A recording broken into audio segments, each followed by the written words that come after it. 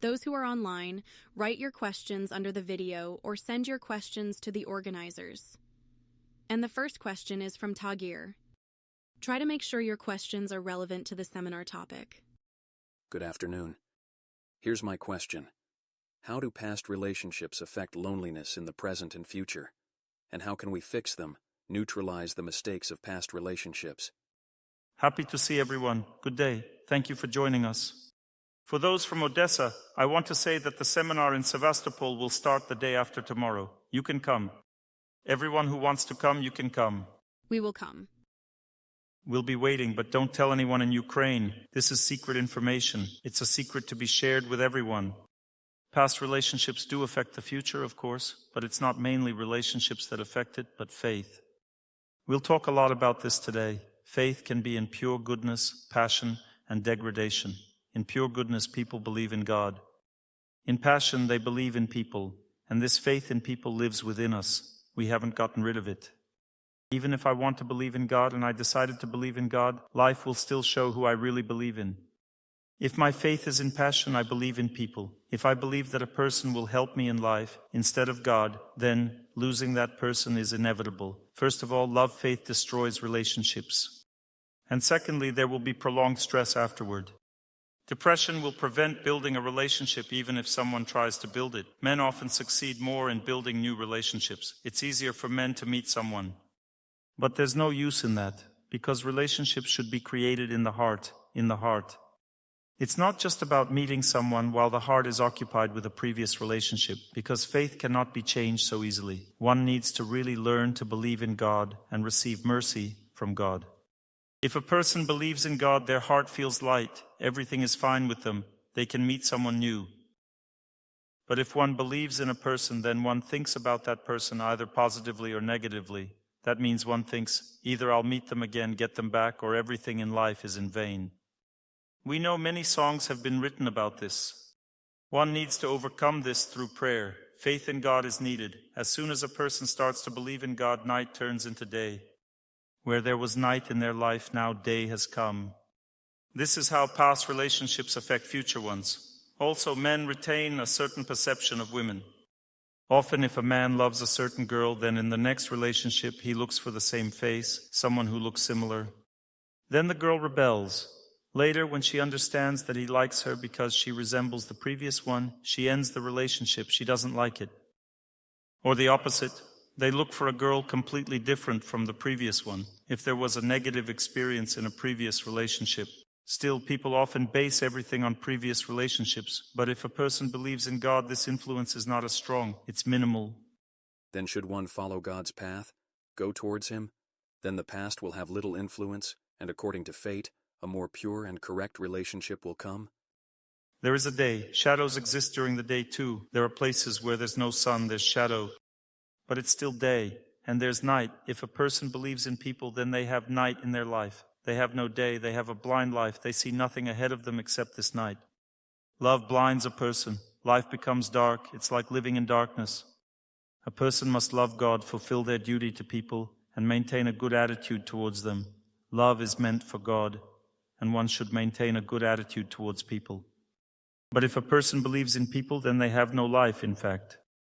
Perhaps separation wouldn't have killed me if I believed in God. Songs don't sing about this because it still needs to be understood. But if a person doesn't believe in God, then separation kills them. Night comes into a person's life. Love, faith in a person, or love faith as I call it, is illusory love. You can sympathize with a person, be happy for them, and treat them kindly. But there's such a concept as love faith. It means that you live with the belief that this person will bring you happiness. Only service to God brings happiness. A person can bring relief in life, comfort, coziness, but happiness is something completely different. If a person believes in the wrong thing, then night comes into their life afterward. One needs to break free from this night through their willpower and inner strength. But how? If I've been thinking about her constantly for 12 years, do I need to pray more? What practices would you recommend?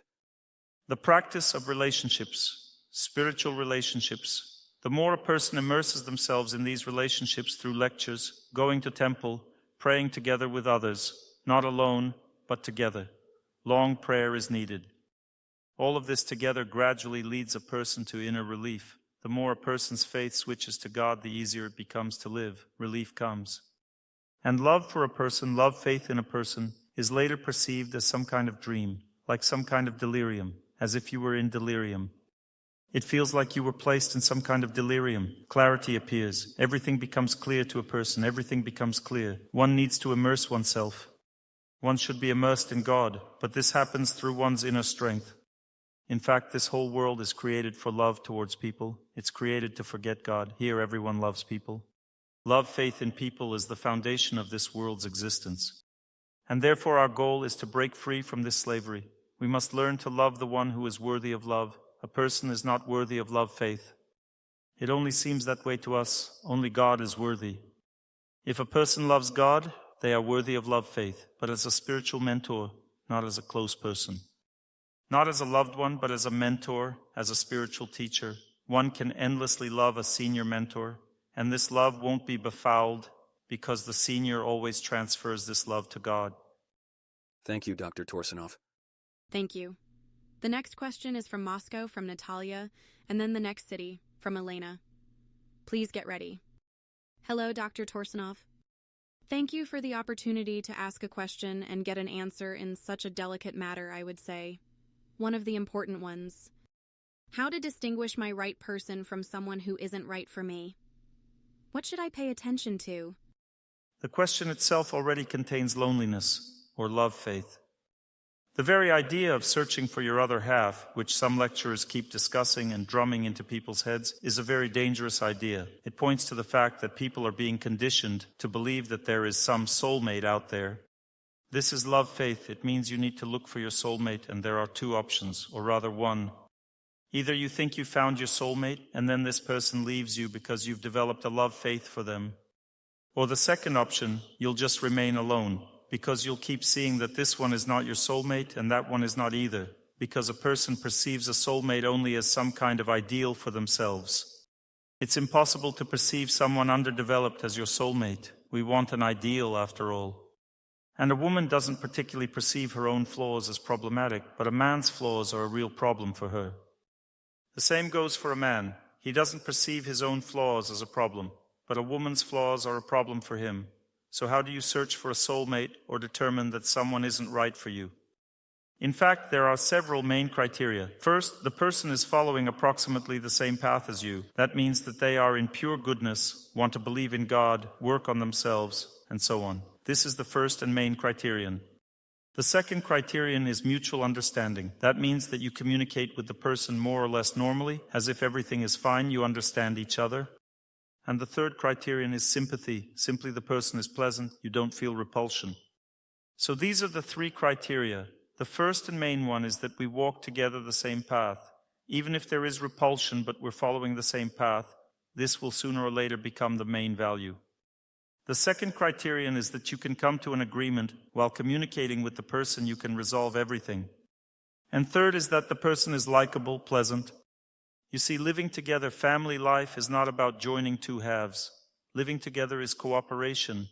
It's a type of cooperation that gives you protection. You understand? Protection for you and your children.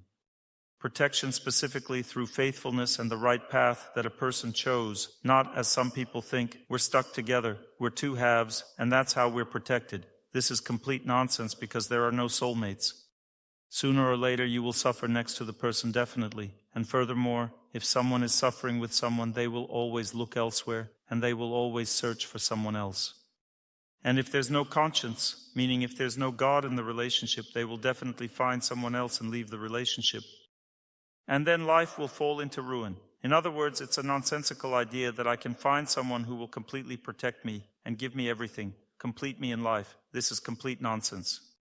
This is dangerous. Such thinking is very dangerous. It leads to either a person not finding anyone at all, or they find someone, but then the relationship falls apart because if you idealize a person, your idealization forces pride into their heart. They start to become proud of themselves, thinking they are God, or almost God. For you, at least, they're like God. The very idea that some person can be suitable for me is correct. This is a correct idea that some person can be suitable for me. It's a correct idea. But not the idea of a soulmate and how to find your person, you understand? Because if you find your person and then this person leaves you, will you go looking for your person again? So it means you made a mistake and you'll go looking for your person again and step on the same rake again. You shouldn't look for your person, but rather for someone who would be suitable for living together. This is the correct interpretation, you understand? If there's a different interpretation, then it's a stalemate situation right from the start. So living together means until the end of life. Once and until the end of life. No, that's an incorrect interpretation. Whether it's once or until the end of life depends on how much you can manage. It depends on your efforts. You need to find a person who would develop like you, walk the same path, you understand? Whether it's until the end of life or not, well, sometimes fate just cuts things off, pulls people apart as it turns out. And what can you do then? It's not up to you. A person leaves you or goes crazy or there's an accident, they die. Anything can happen. There's no guarantee, you understand? But if you've chosen a person who walks the same path with you, then you should try. You can try. And maybe it will work until the end of life. You should set yourself up for that. You should want it to be that way. But it's not guaranteed that you'll succeed. You need to try. Okay, I understand you. Thank you very much. Thank you. Next question. Good afternoon. Your question. Good afternoon. Please tell us about loneliness on the spiritual path. I practice. I have favorable communication. I have a family. There are many external developing events in my life. But sometimes I feel loneliness inside myself, and I see it in people around me, in like-minded people. It seems to come in waves. And what I see in myself, this loneliness is even connected with some kind of fear. Please tell us about loneliness on the spiritual path. Is this a matter of developing faith? Is this an essential component in development, in the sequence of one's purification? What is this state? Is this loneliness a degradation of the mind? Because sometimes there's a feeling that it's precisely because of loneliness that the taste for development drops. And sometimes people close themselves off. Could you elaborate a bit more about loneliness on the spiritual path? What is it? This is sobriety. That means it's not an illusion, not a veil, but sobriety. A person understands that they are alone in this world here, really alone. But understanding that you're alone here is sobriety, while loneliness is underdevelopment. Because if a person has a mentor, has elders, has a feeling in relationship with God, they will never be lonely. The Lord is in the heart. He is your eternal friend. You can never be lonely. It's an illusion that you're lonely. Here there is the Lord. There are faithful friends. There is a mentor. Loneliness means you don't see all of this. It's blindness. Let's say you're in a room. There are lots of people in this room, but there's no light, and you think you're alone. You shout, "Is there anyone here in the room?" One person says, "Yes, I'm here," and you think, "I'm still alone. He seems to be here, but he can't be seen. He's not here." This person doesn't enter the heart, even though he's shouting, because no one can be seen. A person needs to see God. A person needs to be deeply immersed in relationships with their mentor, with elders, with friends, in order not to feel lonely. But in fact, the cause of loneliness is the laziness of the soul. If the soul is in a state of service, it wants to take care of everyone. It's never lonely. Even if the soul is taking care of some cat or dog, it also doesn't feel lonely, because loneliness is the desire for someone to take care of you. You see, this is the opposite state. This is the state of selfishness. When a person is selfish, they don't want to care about anyone. We are all selfish, in fact, but sometimes people overcome this selfishness and start to take care of others. Then loneliness immediately disappears, because if you care, you get a very strong emotional response from people. They are grateful to you. Gratitude goes very deep into the heart. The Lord is grateful when you take care of others. People are grateful, and loneliness disappears. Loneliness is when you're tired of taking care of everyone and now want someone to take care of you. You sit and think, "No one seems to care about me. Something feels wrong." This is called the laziness of the soul, a lazy state. The soul has grown tired of service and become lazy. This is called loneliness. Next question. Next city ready. Hello, Dr. Torsunov. Thank you very much for the opportunity to ask a question. 13 years ago, I left my husband. Our son was 7 years old at that time. 8 years ago, my husband passed away. After that, I had relationships, but nothing serious came of them. How can I fix this? Should I pray for my husband's soul? You see, you're giving yourself too much importance. You think you left your husband and he passed away because of you. Now you're cursed by fate and can't build a normal relationship. I think these are just your fantasies. They are based on the idea that you decide everything. Do you decide everything for your husband and other people too? In reality, God decides everything. As for you, you simply entered a long, difficult period related to your personal life when you left your husband. Is it possible to build a relationship? Of course, you can always build a relationship. The question is, what do you want? Let's say, can you build a house? Yes, you can build a house. But if you want to build a palace, then, according to your fate, it might be impossible. But let's say you can build a small cottage. If you're not willing to accept a cottage, then you'll never build anything. You understand? The problem lies within you. The question is, what do you want? Are you saying there are no men around you at all? I don't believe that. I'm sure you meet someone occasionally, but what do you want? Do you want a beautiful house with a front garden? Maybe you'll never meet such a man. You know, my wife and I try to match people to help them get married. Everywhere it's the same problem. All men want a very beautiful woman. A very beautiful woman means she is favored by fate. And all women want a very wealthy, influential, responsible man. This also means good fate. You understand? There's a saying, our calf wants to eat the wolf. The calf might dream, I would eat the wolf right now. You should eat grass. Eat your grass. What wolf? The wolf will eat you instead. Dreams are gone, only nastiness remains. You need to look at your life realistically. What are you worthy of? What can you afford? Live according to that. People see too many flaws in others, mainly because they value themselves too highly, set too high standards for finding someone, make up things. For example, I ruined my husband's life, now God won't give me anything. What won't he give you? Manna from heaven? Well, he wasn't giving you manna from heaven before either. Why did you leave the husband you had? Because you wanted better? The standards weren't right, you needed more, needed something better? He seemed like a normal guy, almost God, but then it turned out he wasn't quite God. Therefore, you need to find someone more godlike for yourself. That's where the mistake lies, because a person simply finds a companion in life. What kind of companion? Someone like you, the same kind of astronaut. We are all astronauts here flying to the spiritual world, and we find another astronaut like ourselves, walking together on the same path. He torments you. You torment him. That's how all people live. You need to be more modest, but you're not a modest person. You want something super duper. Then if you don't change your thinking, you'll remain alone. Thank you very much. Thank you, Dr. Torsunov. There are several similar questions from other listeners. The question is, Dr. Torsunov, please tell us, should a woman over 40 try to start a family again if it hasn't worked out before that age and she has no children? The other person also asks, what if, for example, one doesn't want to create a family at all? Is it a mandatory condition? You see, this is such a female topic. You know, there are male topics and female topics. Why doesn't a man start a family? Because he thinks, why force myself? There are plenty of women. If you need a woman, there are plenty. Why suffer living with her? It's self-torture. Freedom is more valuable. This is a male topic. That means men cheat. This is a male topic of a womanizer. This means sinful life, male sinful life. That means a womanizer doesn't develop as a person. A man can really develop when he takes responsibility for someone, tolerates a person, changes himself in a relationship. That means development. Development doesn't mean meditating or going to the gym to work out. This is not real development. Development is when you tolerate a person, take responsibility for them, don't abandon them no matter what happens. That's development. Development should occur deep in the heart. One needs to learn to overcome this male selfishness, this male idea. Everyone can go to hell. I live how I want. You should live as you're supposed to, not as you want. A wife will make you. That's how one should live. That means someone should control you. A person shouldn't be free, shouldn't be self-willed, doing whatever he wants.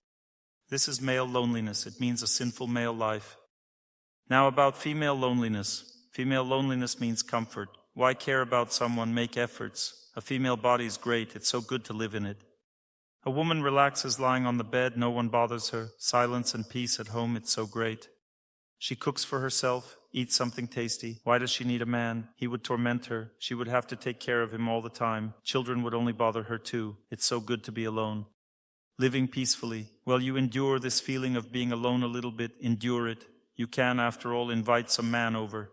He comes, satisfies his feelings, and leaves, and you feel better too.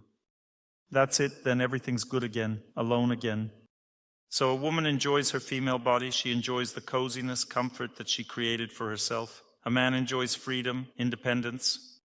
All this is called sinful life, because the result of such life for both men and women is degradation. Of course, sometimes a person simply cannot find someone due to fate. This also happens, but most often there are some deep, serious reasons for this. This is always degradation. There are cases when a woman was married and had children. She decided to engage in spiritual practice and doesn't want to get married again because she has children, and she dedicates herself to God.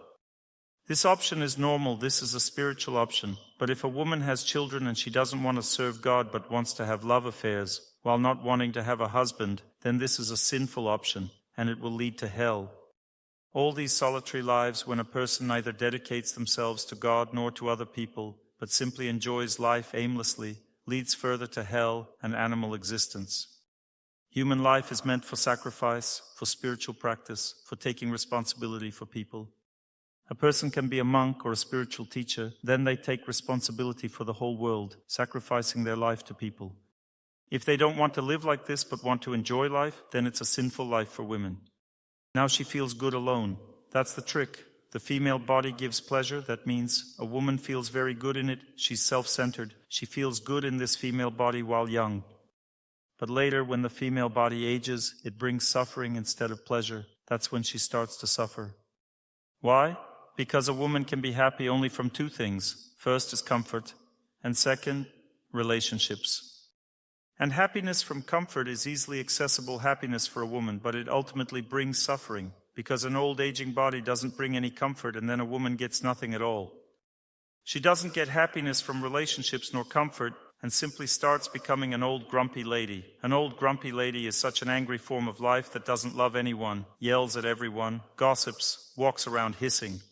Why? Because comfort has ended, and there were no relationships. The reason why there were none is because you didn't want to sacrifice yourself to anyone. In our time, in this era of degradation, sacrifice for a woman means carrying a worthless man on her shoulders. That means she needs to discipline him, raise him up. Because all men mostly are weak, degraded, lifeless, and she needs to carry all this on herself. That means she needs to raise this person up, pull him out of his low state. He's such a weakling, and she has to carry this burden. After 5 years, he starts to live somewhat normally. Now she can be happy. That's how it usually goes. But women want everything ready-made. You know, if one man pulls himself out, he starts running, going to the good people club, wishing happiness to everyone. He's just the only one in 20 people, which means the competition is simply off the charts. If a man is really capable of going up by himself somehow, that's valuable. Such people are very rare. Why do you think you'll get such a one? Most often you have to pull gold out of dirt and wash it. This is the reality of modern life. And whether the gold can be washed clean, that's what needs to be figured out. If a man wants to change overall, that's good. Because many don't want to change, then it's useless to wash them. Whatever you do for a person, nothing will work. He doesn't want to change himself. Therefore, you need to figure it out. If someone is attached to you, you need to see what kind of fruit he is. If he's edible, then you need to bite. And if not, then give him to someone else as a gift. Let another woman eat him. Thank you. Shall we move to the lecture part or one more interesting question? I can't be stronger in feelings than a woman. If I start the lecture now and women want to ask a question, then what will happen to me? Everything will be fine.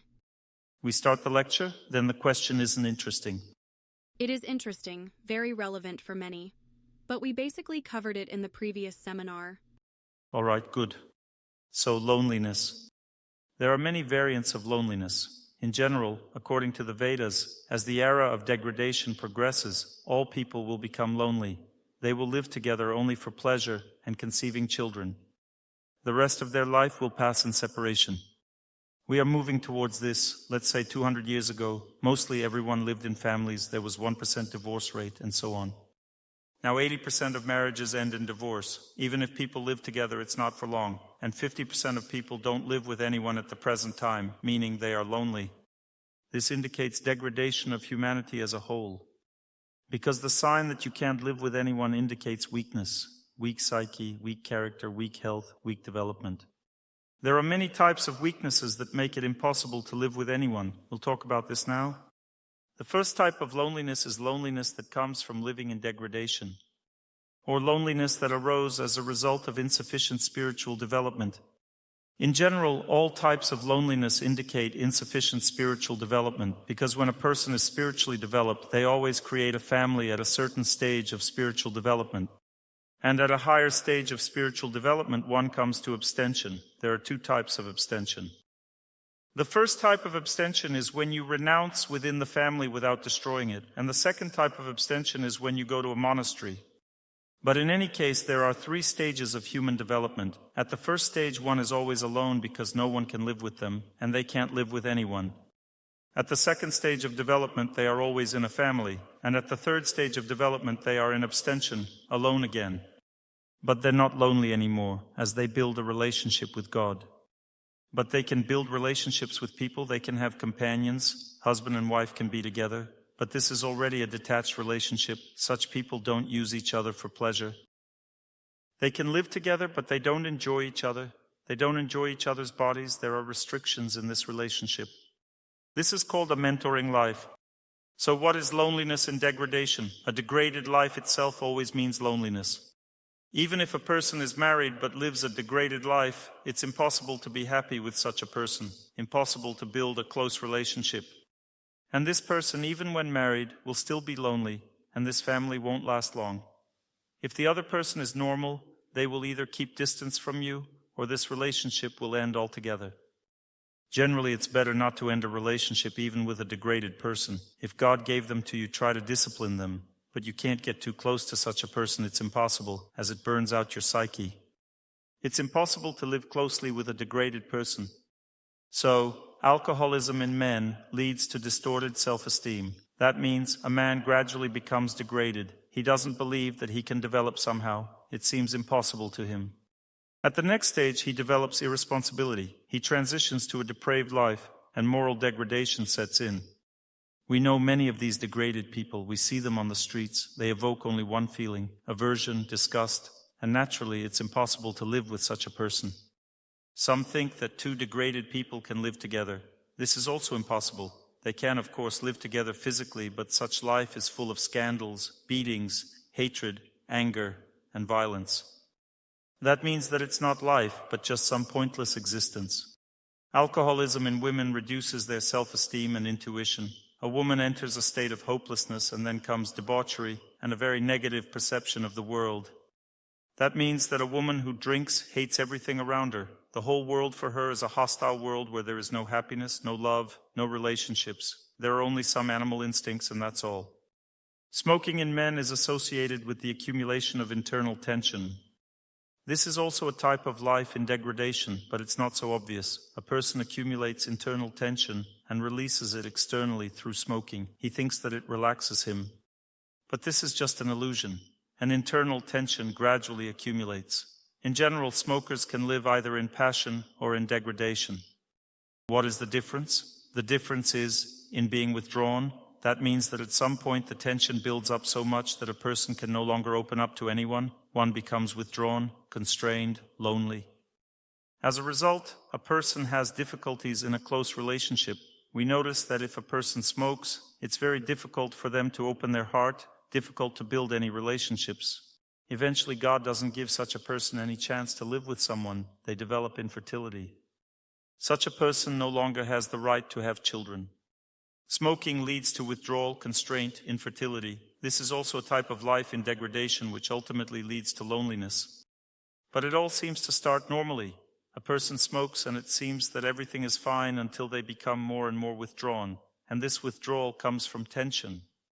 Smoking immediately causes coldness in a woman's heart. Even her voice becomes rougher. When a woman smokes, it leads to changes in hormonal functions. In women who smoke, male hormones begin to predominate. Their cycle immediately becomes irregular. And the voice becomes rougher, alienation, psychasthenia, internal weakness develop, and ultimately it leads to constraint and withdrawal.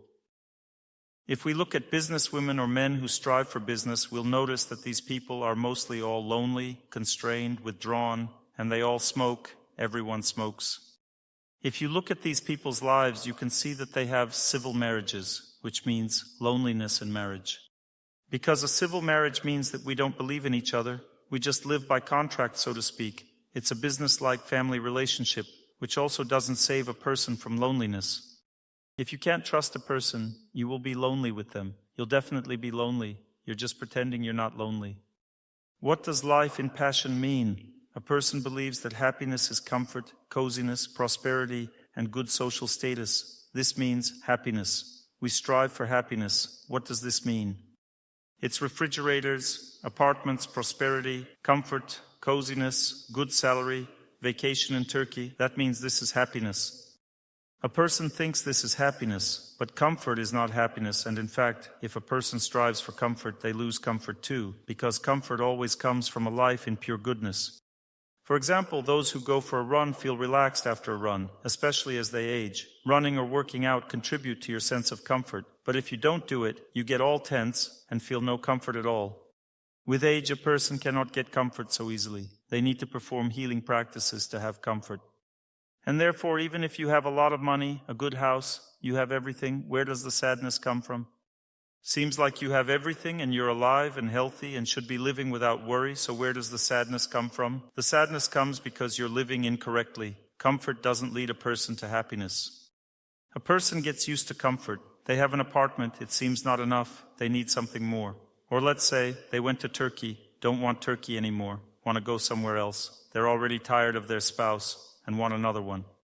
A person quickly gets bored with all material things they have. They want more, and the person runs towards this comfort. But real happiness is helping other people, working on oneself. It's the spiritual sphere of life. True happiness lies in a completely different sphere. And people in passion don't understand this at all. Their mindset doesn't even work in this direction. And since a person doesn't receive true happiness, tension grows, because happiness is actually relaxation. When a person is happy, they are relaxed, they feel good. And if a person strives for the wrong things, comfort, coziness, prosperity, influence, social status, and everything else, then tension gradually accumulates inside. This tension leads to smoking. Why? Because they don't want to exercise, don't want to relax naturally, take care of everyone, exercise, pray. That means they don't want to relax naturally, but they need to be relaxed somehow. And there are only two options, either drink or smoke. That's it, no more options. So life in passion is an intermediate life. If you're in passion, gradually, imperceptibly, even if you're a reasonable person, you'll slide into degradation anyway. You see, life in passion is also a lonely life. Only this is a lonely life where a person doesn't yet fully understand that they're lonely. They think everything is great, they're on the crest of a wave, they have enough comfort, prosperity, they're successful. They cover their loneliness with this. In reality, even if there's a wife and children, they're all on their own. Life in passion means there are no deep relationships. So we're speaking about life in degradation. We're continuing the topic of debauchery in men. A man thinks, drink, party, have fun, life is one. It's a degraded concept of life. It's a material understanding of life. A materialist, such a complete materialist, thinks life is one, and why should I sacrifice it for someone? How can I best live this one life of mine? Well, drink, party, have fun, enjoy as much as you can. Then when life ends, that's it. In fact, these people's lives end in old age. It doesn't even end with their body's death. For them, old age is also not life, because you can't party anymore, you can't drink anymore, and you can't have fun in old age. Therefore, such life is not needed, and then one should die young, meaning party to the fullest. Boom, and they die young. They have such a philosophy. Drink, party, have fun. If needed, I'll die, I won't suffer. I'll party as much as I want, and I don't care what happens after. It's called party to the fullest. Drink, party, have fun. If you're a real man, let them hang you by the neck. I don't need old age. I want to always enjoy life. Something like that. This is already degradation, life in degradation, debauchery, irresponsibility, negative perception of life and women's shortcomings, superficial attitude towards personal life, decrease in the power of intelligence. When a man engages in debauchery, they see women only in their very physical, carnal, animal manifestation.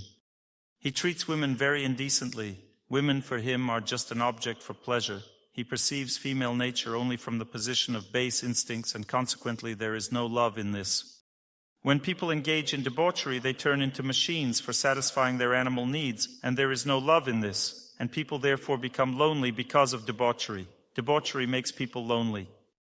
Now, some people think, first you need to have many relationships without any obligations, and then get married, because if you get married, you won't be able to play the field anymore. First you need to bathe in filth, and then go to God's temple. That's incorrect thinking. You don't need filth, you should always go only to the temple, because debauchery destroys the perception of the opposite gender. The Lord gives the right understanding. For a young girl, a man has a divine nature. She looks at him as if he were God, and a young man also looks at a girl as if she were God. But if people live incorrectly, they perceive each other differently. Debauchery destroys relationships. There's no possibility to get married. Women's perception of men also becomes befouled. Men become indiscriminate. Sex becomes the priority in relationships. That's internal deception. And a person lacks faithfulness. That means that a woman loses the foundation of family. Faithfulness is the foundation of family. And a man looking at a woman should feel faithfulness from her. If he doesn't feel faithfulness, he cannot trust this woman. Because a woman's faithfulness creates a relationship, keeps people together. A woman's faithfulness is the foundation of family life. If a man wants a family, he looks for faithfulness in a woman. After all, a woman who has many relationships has no faithfulness. She cannot be faithful because she is with one man, thinks about another, dreams about a third. Everything is mixed up in her head. She cannot stick to one person for life. She doesn't have such ability, no strength left. She has wasted all her powers. A woman is happy from purity. Purity means a woman's chastity. And a man is happy from asceticism practice. Asceticism practice, willpower, also ultimately means chastity. Chastity leads to family life. People in modern society allow themselves too much. They don't give themselves the right to family life because they live very painfully and don't give themselves a chance. So we have analyzed loneliness that comes from living in degradation. Life in degradation itself is a lonely life, no matter how degradation manifests. A person can manifest degradation in the form of rudeness, insolence in relationships. This means I think that things can only be the way I want them to be. A man considers himself God. This is a degraded concept of life. He says to a woman, "Get lost. It will be as I said." That's it. Love is over.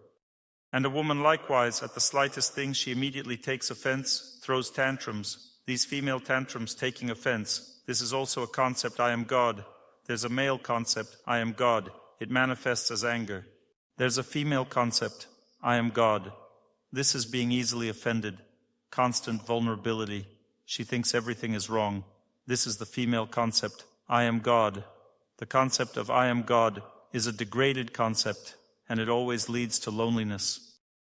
So life in degradation is a lonely life, but loneliness in this case is physical. Physical loneliness means a degraded person simply cannot physically live next to anyone.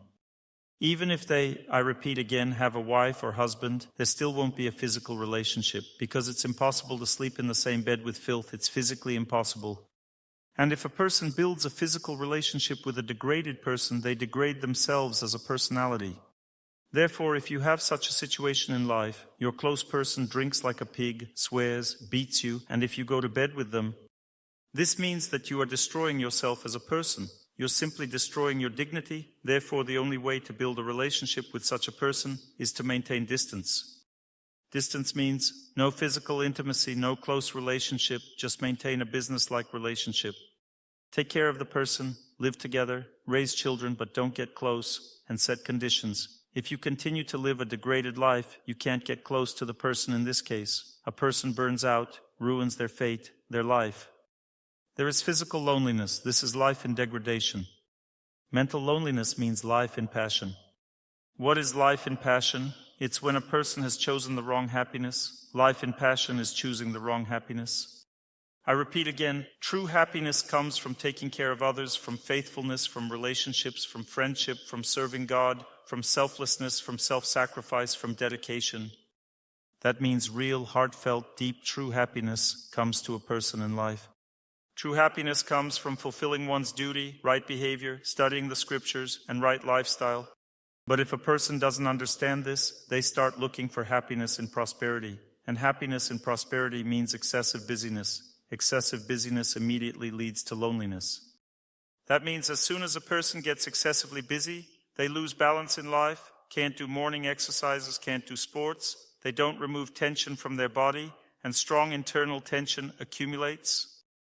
Then this tension needs to be released somehow. Hence excessive sexual desire appears, or tendency towards bad habits. Immersion in virtual reality, obsession with television appear as well. One becomes inclined to debauchery and fears taking responsibility for family, because family means even more tension. A person thinks, I can't support myself, let alone someone else. Or a person lives in illusion. I'll get married when I have a car, apartment, or something else. They may have different ideas, and such a person can't get married anymore. Or often a man can't get married because the girls he looks at are in passion. They don't want to marry a person who doesn't have an apartment. Why should I live with him? I don't need him. They have some heightened demands, and he considers himself second-rate because all the girls he knows are in the mode of passion. People make friends and live in the same environment, on the same level. And girls don't even look at such guys, and so he thinks, who will I take as a wife? Therefore he will try to somehow adapt, live like everyone else, at least take a mortgage, drive himself into bondage, into slavery, to suffer all his life paying for this apartment, just in order to live like everyone else. This is such an illusion, and the person works hard all day long. He has no time for prayer, friendship, or a healthy lifestyle. He loses everything. As a result of this work, he loses everything, and only work remains. There's nothing else in life. This is the result of a wrong understanding of happiness. Comfort is the most important thing for them, and there's no other happiness. Excessive busyness of women leads to strong internal tension. Increase in male hormones, coldness, decreased ability to attract the attention of normal men. Because there are two options. Some men are attracted to femininity, that means character qualities, while others are attracted to appearance.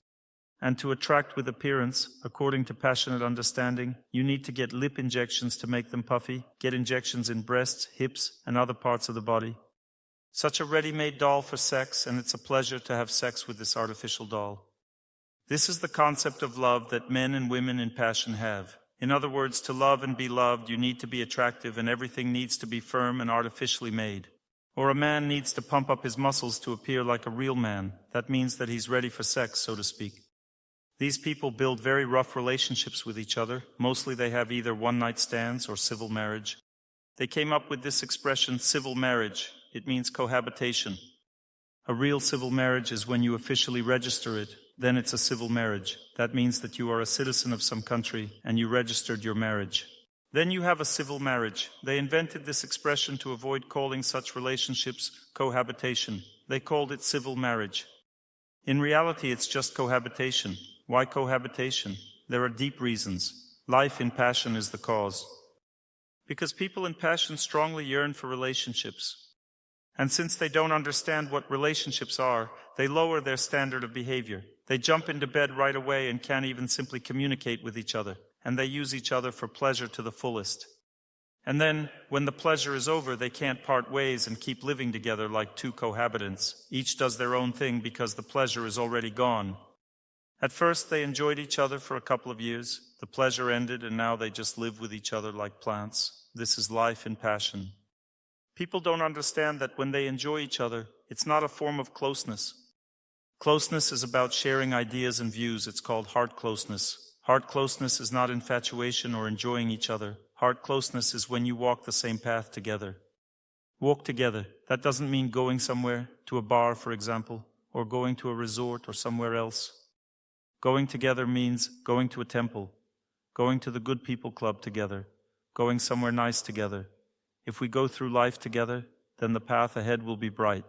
Your path will be bright. And if you're going the wrong way, will your path be bright? A bright path means a close relationship, pure, sublime feelings. So, excessive busyness and wrong values create mental loneliness. People seem to live together. Many passionate people have families, but these families are just formal. They even have a wrong understanding of life. They have children and they think, we live for children, for building a house, we live for relatives. All of this is very superficial. Children will later spit in your face. Because there was no moral life, there was no gratitude. Therefore, they won't be grateful. You didn't develop gratitude in them. A wife can also fall out of love and find another man. A husband can fall out of love and find another woman. There are no guarantees, and there's no real closeness when one lives life in passion. People become very close physically, but there's no mental closeness. They remain lonely. You can take a test.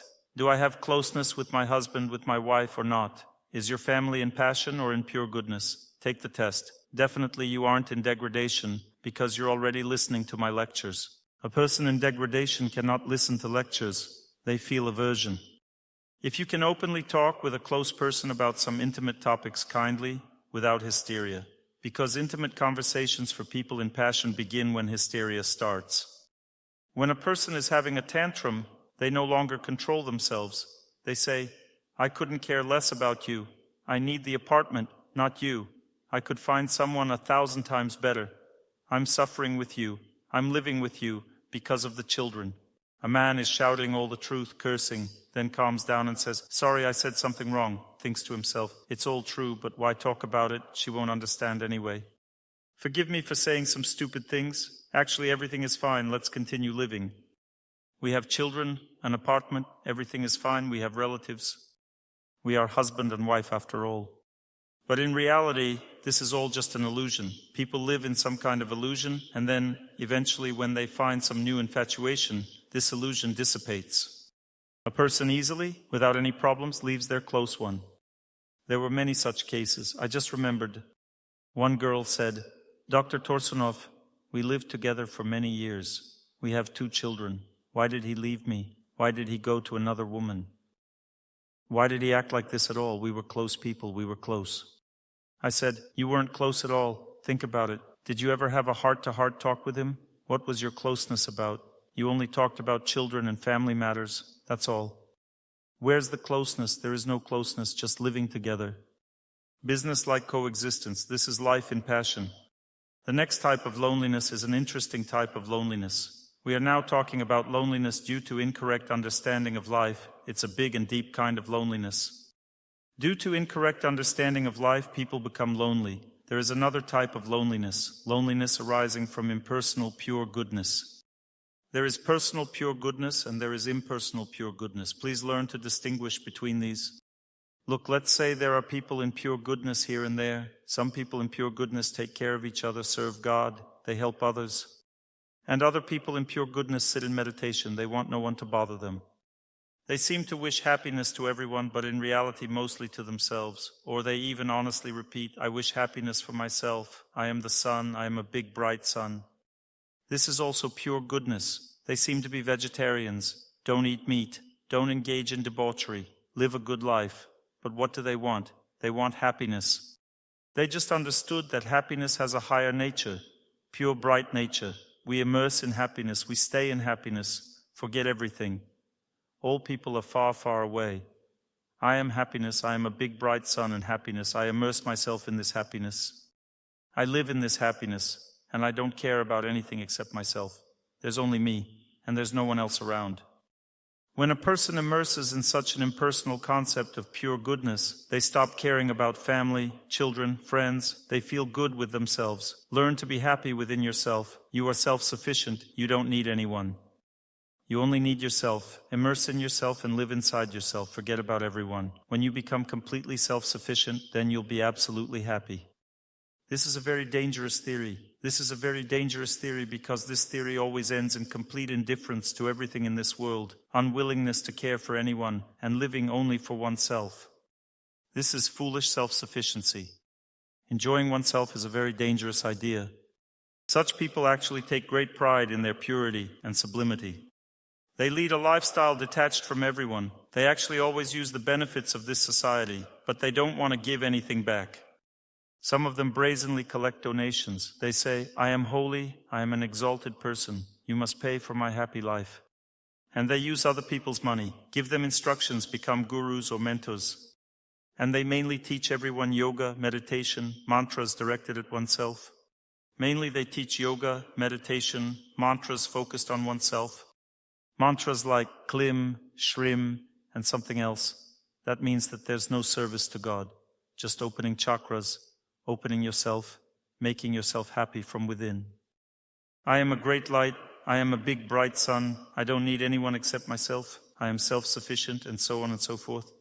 As a result, families fall apart. This loneliness, arising from impersonal goodness, always leads to the destruction of families because a person doesn't need anyone. If no one is needed, why do you need a family? Everything is fine as it is. Pride in one's purity and elevation develops. That means that a person becomes very proud, whether it's a man or a woman. But there is another underlying issue here. If you look deep inside such a person, there lives degradation. What kind of degradation lives there? In men, it's fear of responsibility, personal life, aversion to women's character flaws, to feminine nature, unwillingness to work for the benefit of others, and so on. That means that the desire to live an irresponsible, easy life is the deep reason for this impersonal goodness, which cuts a person off from all other people. A person becomes lonely because they want to feel good within themselves. Impersonal goodness in women manifests as strong pride in their elevated purity, heightened demands on people around them, especially men, overestimation of their own good feminine qualities, underestimation of good masculine qualities, insufficient effort to attract men because they don't need them at all, ultimate neglect of their appearance, strong self-absorption, lack of close relationships even with women, unwillingness to serve society in a feminine way. Excessive involvement in spiritual practices for the purpose of enjoying life manifests when they say, "I'm a self-realized personality." That means enjoying oneself from within.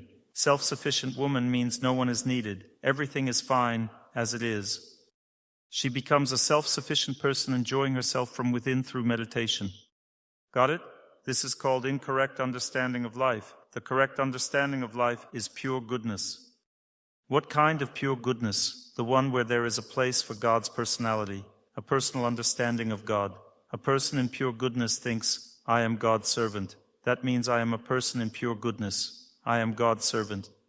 This concept leads to a normal family life, happiness, health, and success.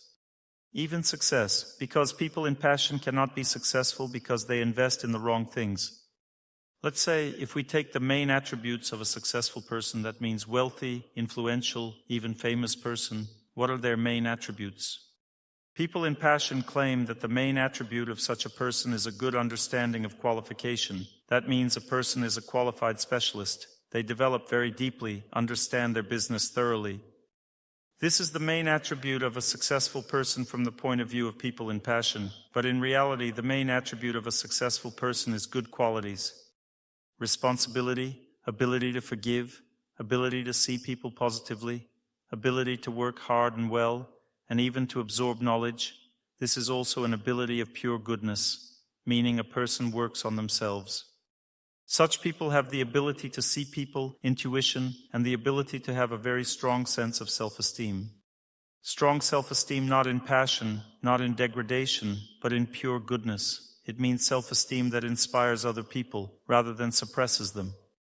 And all of this together makes a person successful. Of course, for complete success, they will need to improve their professional skills, but this is done quickly. Work for a year, study this and that's it. But these character qualities are very difficult to develop. It requires a long period. It takes 5, 6, 7 years of working on yourself to enter such elite, pure goodness in which you become a successful person. If you need it, if you want to be wealthy, influential, famous, then become a person in pure goodness. This will help you. That means that pure goodness leads to everything, to all types of happiness in this world. Therefore, one should strive for pure goodness and not for something else. And then, as a result of pure goodness, you will also get a good family. So, let's move on. There are many other types of loneliness that arise from other causes. And the main type of loneliness stems from incorrect faith. As we have already discussed, a person is born in this world already with faith in people. When we are born, who do we believe in? In mother. Mother is like God to us. Then father becomes like God. That means mother becomes less important, and when we get a bit older, father becomes like God. It happens when a child is 4 or 5 years old. Until 4 years old, mother is God.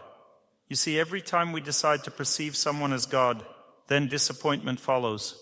That means then when a person reaches puberty, the opposite sex becomes God to them. That means girls are God for boys and boys are God for girls, and people sincerely believe that this is true happiness, to love a person as if they were God. To love in this way means to put a person on a pedestal of honor. That means to create an idol for yourself, to make an idol for worship, who then starts considering themselves God. But the problem is that if you treat a person like this, you won't even be able to build a relationship with them. Because when you deify a person, you invest your subtle energy into their false ego, it inflates to insanity. And let's say you start building a relationship, and love faith means you look at a person as if they were God. This means that they will definitely consider themselves better than you. Therefore, it's basically impossible to build a relationship because a person cannot love you, because you are worse than them. When you look at them like this, it means you are humiliated. That means you inflate their false ego, while your ego will decrease. A person loses themselves, they become devastated as a result of believing in another person. This same person they believe in will destroy them, because when one ego inflates, the other will have to deflate. This is another topic. Sometimes in family life, a person deliberately inflates their ego, tries to break their loved one to feel comfortable, to make a slave out of their close person. Then you need to fight with this person, prove to them that you are not a slave. Keep distance, set conditions, break their degraded understanding of relationships, and then the person's attitude gradually changes towards you, they become grateful and so on.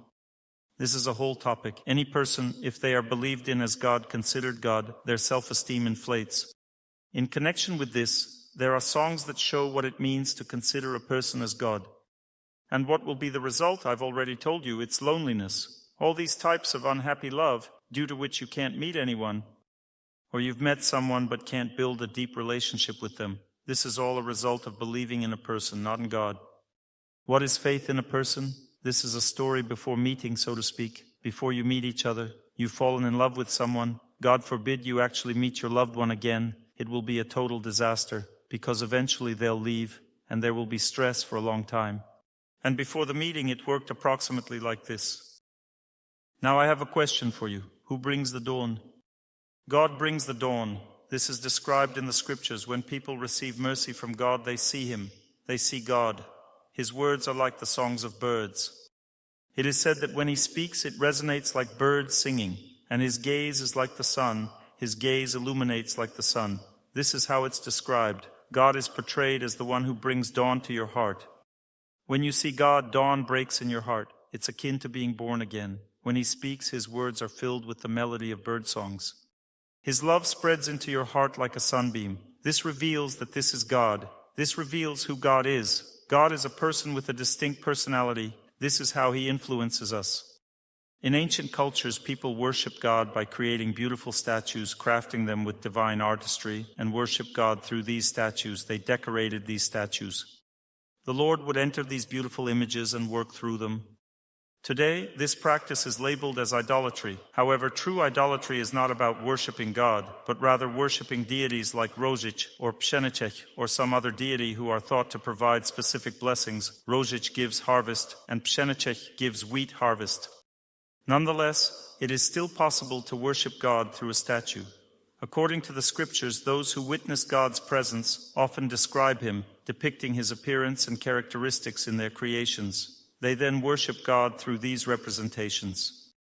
Through these statues, people can feel the presence of God. This means that you can see God even if you haven't earned this experience yet. You can see God through such representations. Similarly, a person might see God through a drawing. For instance, if someone draws God according to the established canons, infused with love, it is believed that the Lord enters into that drawing. You can also see God through a holy person because the Lord enters into a holy person. When you encounter a holy person, whether in a statue or through their words, you can feel the presence of God in various indirect ways. There are different ways for this connection. They are described in the scriptures. You might feel God's presence through a sacred book or through the invocation of God's holy name. For example, Allah. In various spiritual traditions, different ways of relating to God are accepted or prohibited. For example, in Islam, one cannot perceive God through a statue. Instead, the connection is made through God's name and the Holy Book. Conversely, in Christianity, it is possible to see God through icons and holy persons, but not through statues. In Ayurveda and the Vedas, it is permissible to connect with God through a statue. This illustrates the various ways in which people can build relationships with God. Those who cultivate genuine connections with God are able to engage with a mentor in a pure and enlightening manner. This connection prevents a person from losing themselves because a mentor, who is God's representative, passes everything to God. When a person relates to another in this way, they can have options for separation in pure goodness, in passion, and in degradation, depending on their level of consciousness. For instance, take the option of pure goodness. It may be that after many years of separation, an individual continues to live with faith in another person. In such cases, the only factor that leads them to a betrayal of the melody of love is their love itself. When a person loves another person as they would love God, the other person can't handle it mentally. They might either become idolized, start perceiving themselves as God, and leave, or they may simply end up losing their capacity to love because love can be pulled away. Love between individuals carries a selfish nature. When this love reaches a profound level of intensity akin to faith, it can extract all of a person's ability to love, leaving them with nothing. They can't love you in return because your love overwhelms them. It's as if you are hogging the covers, leaving the close person exposed. That means you have drawn all the love toward yourself. This love faith is what made you betray the melody of love. Love faith led you to this point. Now consider how a person experiences love in a state of passion. Love faith always leads to destruction. What occurs within a person in passion? If they love intensely in passion, what becomes of them? Imagine someone in passion is abandoned. What is it like for them if they are in passion? People in passion are always in a hurry and rushing, but when they fell in love and were abandoned, it's the only time when they pause and reflect. It's like saying, "Coachman, don't rush the horses because that's it. They've arrived." Now let's discuss what happens when someone in degradation experiences separation from a close person. This is really tough. Perception in degradation inevitably leads to one outcome only, the destruction of life itself. A person loses their life. If they develop love faith while living in degradation, they lose their life. A person in passion loses mental peace, while a person in goodness continuously reflects on what caused them to betray the melody of love. "You are my melody" becomes their constant refrain. They live with it. However, those in passion lose their mental stability. Those in degradation lose their life.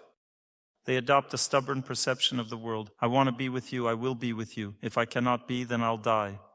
This reflects a stubborn perception of the world. "To hell with all of you. I want to be with my loved one at any cost." Something like that. This is the mindset of an ignorant, unrestrained person.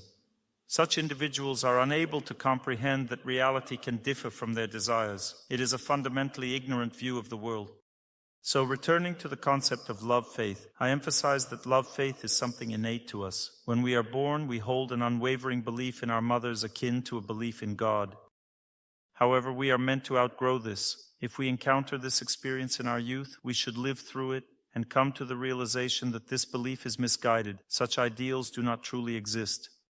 And remember it as something childish, just a notion from our youth. A normal person will believe in another person only once in their life, just once. For a rational individual, that single experience is sufficient. If you believed once, what follows? Absolutely nothing. Everything ends there for you.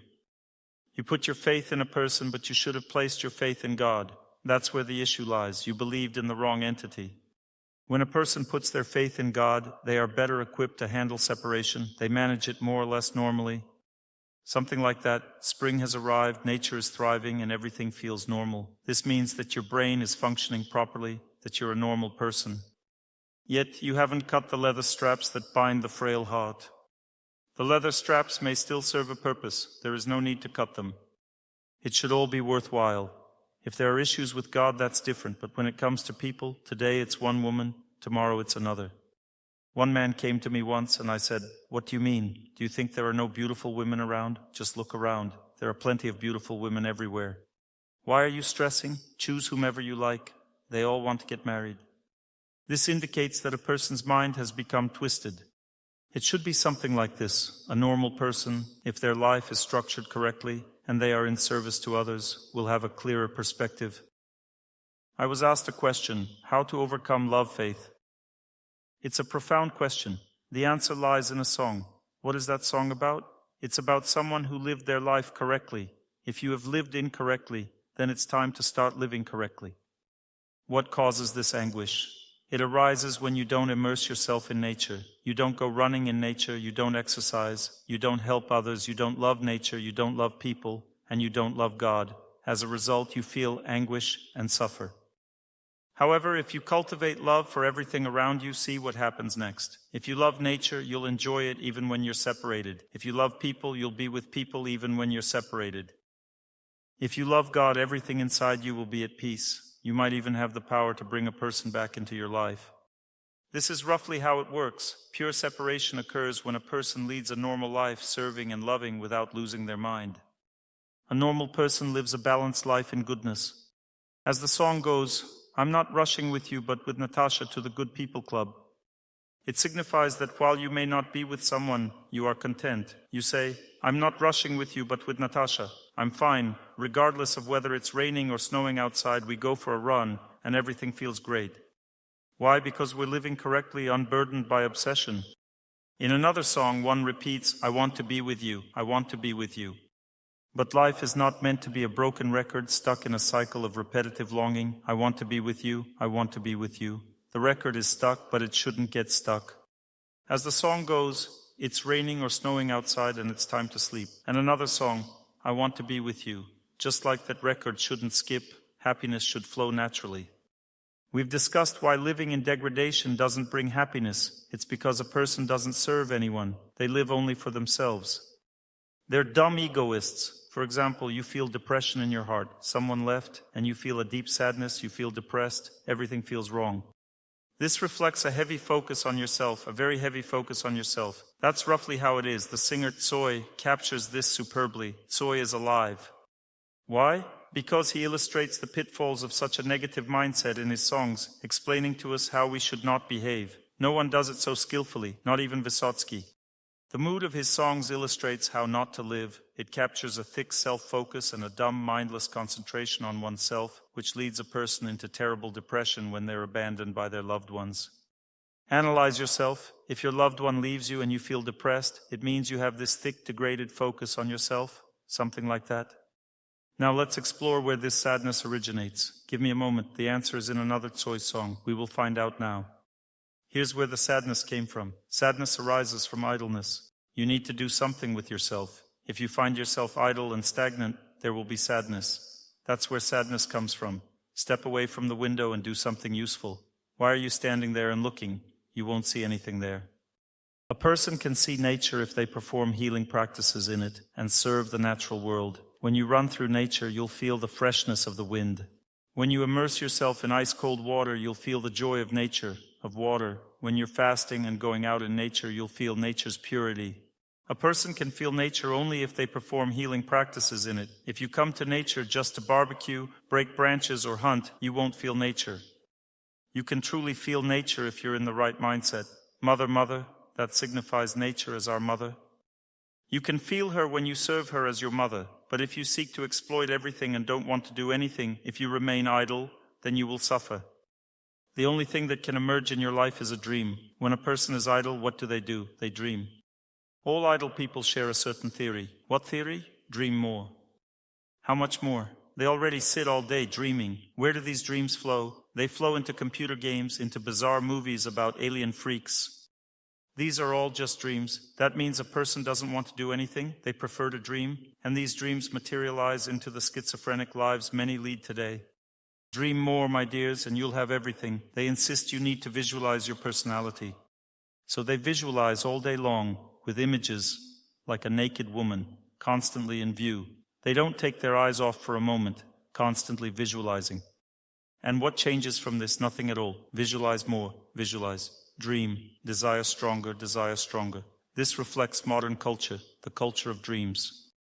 This whole notion of visualizing and dreaming is exactly what leads to a 100% result of loneliness. They are called lonely dreamers, not Kremlin dreamers, but lonely dreamers. What does this mean? A person visualizes their future as if it has already been accomplished, detailing the benefits it will bring to their life in the future.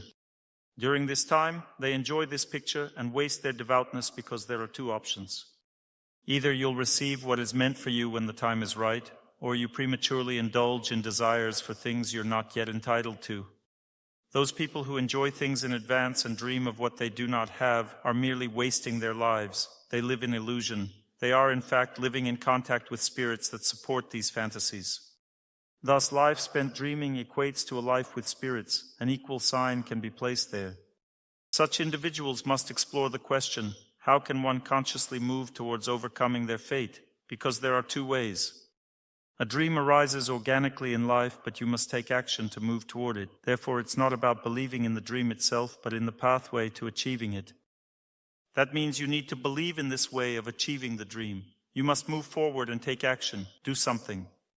For instance, if a girl wishes to get married, she should cultivate care and love for others. She should be joyful about people rather than sad.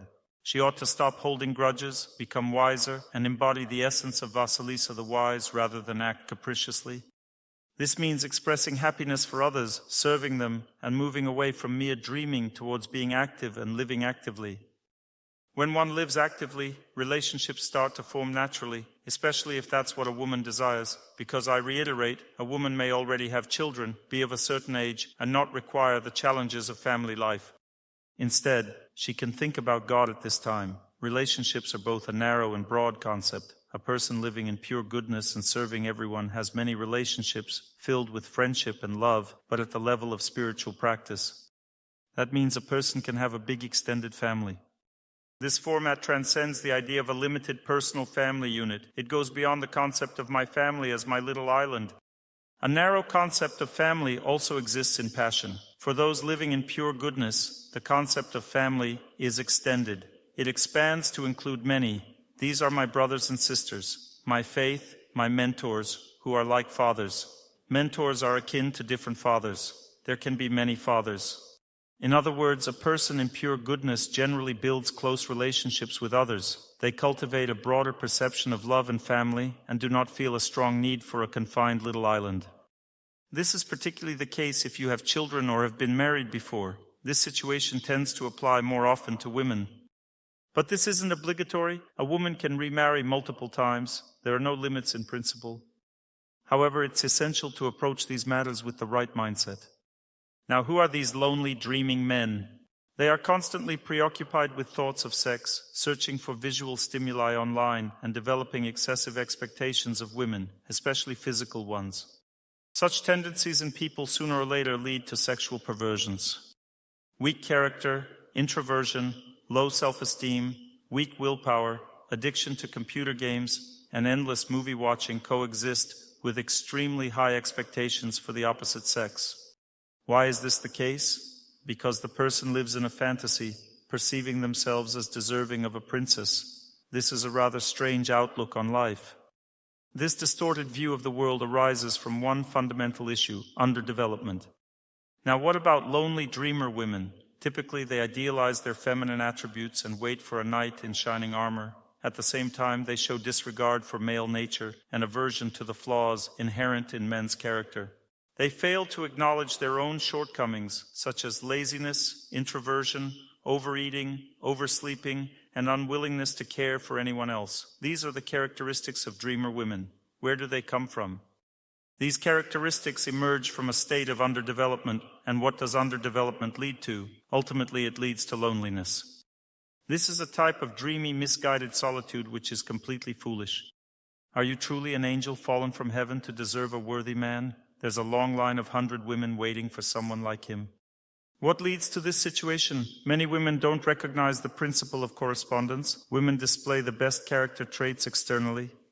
Women love people. Women are naturally loving, kind, gentle, and honest. These qualities are inherent to femininity. However, beneath the surface lie the worst traits: capriciousness, laziness, and envy towards other people. Women don't notice or acknowledge these in themselves. Some women get caught up in their outward beauty. They begin to paint an unrealistic picture of the kind of partner they deserve. This is a complete illusion. When people fail to see the full picture of themselves, they are unable to perceive reality accurately.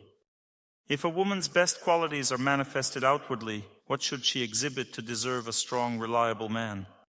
For a woman to truly deserve a strong man, she should openly demonstrate a desire to help others, remain unoffended, demonstrate loyalty, practice chastity, and possess the ability to forgive. When these qualities are manifested in a woman, she attracts a brave, courageous, responsible man. There is a principle of correspondence. It means that her qualities naturally align with those of a matching partner. If she lacks these attributes and seeks an unclear ideal, she will struggle. Once a young woman shared with me her vision of the kind of man she desired. When I told her such men do exist, she asked where. I replied, in the monastery. The type of man she seeks has already renounced worldly life because he has developed to a point where he no longer feels the need for marriage. She asked, can I get one from the monastery? I replied, no, you can't get a man from the monastery. For such men, truth means avoiding relationships with women. If you try to pull such a man from the monastery, God will punish you for this.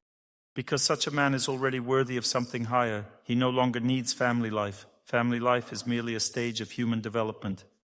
Whether she understood this or not, I don't know.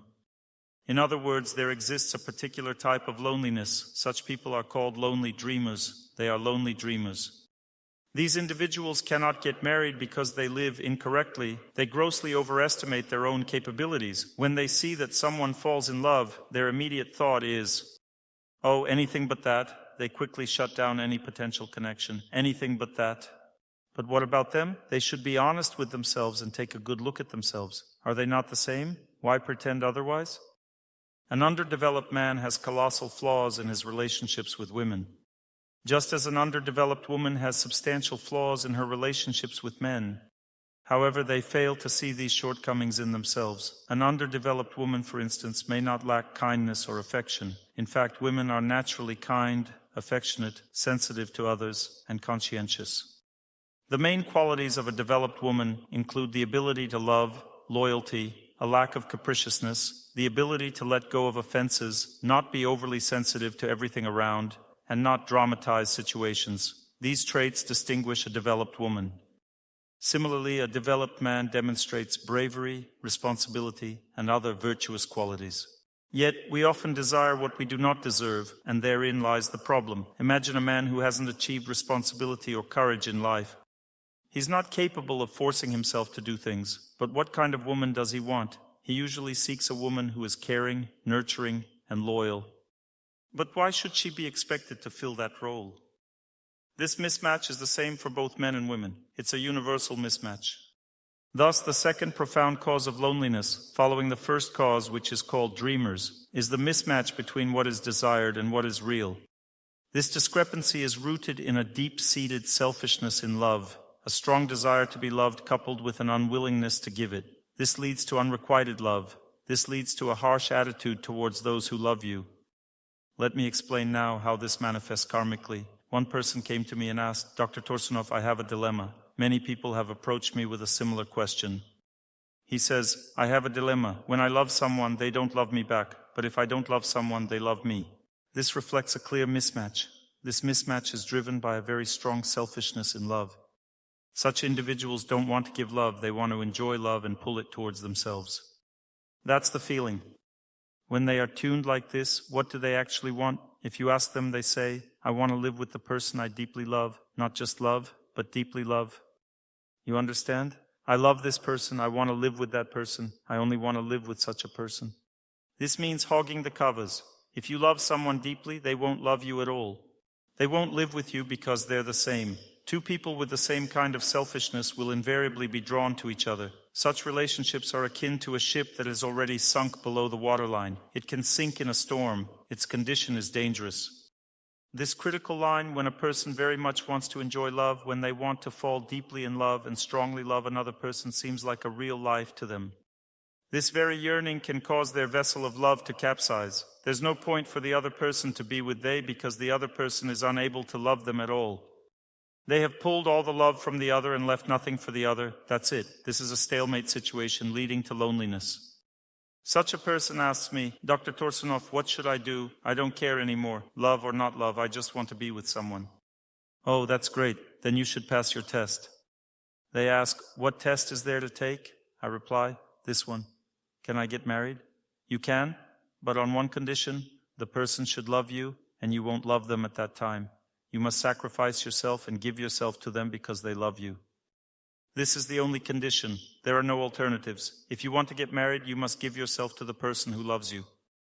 Will I ever be able to love them back? Yes, you will. Someday you will. As you start serving them and caring for them, you will gradually develop feelings of love for them, perhaps in a couple of years.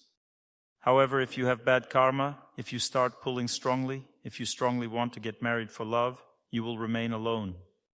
If you are fixated on marrying for love, you'll find yourself alone due to that very greed. Are there options available? Yes, you should give yourself the opportunity to marry someone who truly loves you. It's fascinating how fate operates. This tendency to hog the covers is present in both men and women, but life is structured in such a way that family life brings greater happiness to women. Thus, the guiding principle here is that a woman should marry the man who loves her, and she possesses the internal capacity to do this if she's reasonable. A woman should marry the one who loves her. She is simply a normal good person. Just a genuinely good person, that's all. There is a children's joke. Imagine 2 bricks falling from a building. As they're falling, they look sad, and one comforts the other, saying, "Don't worry, the most important thing is that the person is good. Don't worry." A childish joke. The most important thing is that the person is good. The same applies to a woman. She's also like a brick. It does not mean that whoever gets me will be lucky. Not necessarily. We all come with our baggage. It's as if when I'm with someone, they're so lucky and fortunate, but then I can mess with their heads, be capricious, and they constantly feel lucky about it, right? You see, family life is always challenging for everyone. So don't think that whoever got you is super fortunate. If someone has fallen in love with you, then thank goodness. Being in love means they see your soul, and that's a beautiful thing. But how do you love him? You need to serve him. When a person is in love, they want to serve. He will serve you. He will chase after you and do everything to please you, while you walk around like a princess saying, "This isn't right, and that isn't right." You need to overcome that feeling and start serving the person you think is not worthy of me. After all, that person is already serving you. When someone serves you, they always seem unworthy in your eyes. You must overcome that feeling and begin serving them yourself. Once you start serving him, his feelings will immediately calm down, making it easier for him. You will start to feel sympathy for this person. This is how it works in situations with heavy family karma. But what does karma really mean? It means a strong desire to fall in love. A strong desire indicates the presence of heavy karma, particularly family karma. This means that you hold distorted views about relationships, ideas that have been profoundly and incorrectly influenced. What does this distortion look like approximately? For men, it can manifest as love for women who are out of their league. Neglecting women who genuinely like them, difficult experiences in relationships, damaged self-esteem, misunderstandings about female nature. Additionally, there may be a lack of understanding of inner female purity and beauty, a very superficial perception of women, and despotism in relationships with women. In cases where a woman is stronger, it can lead to humiliation and suppression within the relationship. So you see, despotism and suppression often go hand in hand. If, for instance, a woman loves you, you become a despot. Conversely, if you love her, you start acting as a sycophant. For women, the pattern involves loving men who are out of their league and a tendency to neglect those men who genuinely like them, resulting in difficult relationship experiences. This is typically accompanied by highly inflated self-esteem, misunderstanding about male nature, a lack of understanding that a man can grow and develop, and pride and a sense of unapproachability in relationships with men. If a man is stronger, this results in flattery and a kind of blindness within relationships.